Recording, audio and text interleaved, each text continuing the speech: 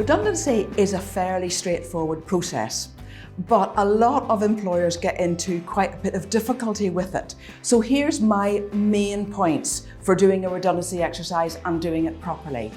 The first thing you've got to do is make sure that you've looked at the alternatives to redundancy. So have you thought about not recruiting people? Have you thought about reducing your overtime, getting rid of your agency workers and keeping those roles for your full-time people?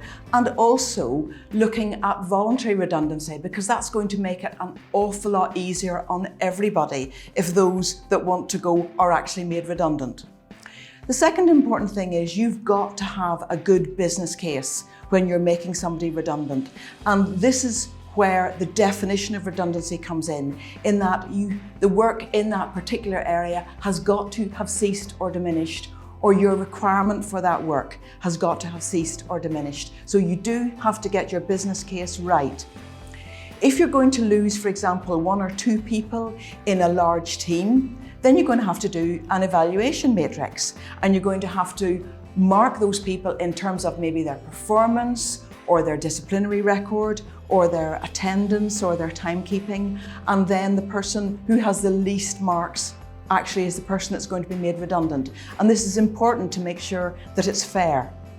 Another really important aspect to make sure that you have fairness within the redundancy exercise is to follow a fair and proper process. There is a process there, it's fairly straightforward to follow it, and make sure that you give people time to consider what you're saying to them and put forward their own ideas during that process. And then alternative work and looking at alternative work is important as well.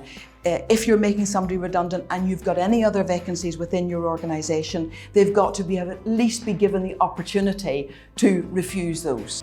And the final point then is, if we're looking at 20 or more being made redundant, then you have to enter into collective consultation with your employees, and that elongates the whole process substantially, but again is straightforward if you follow the basic principles.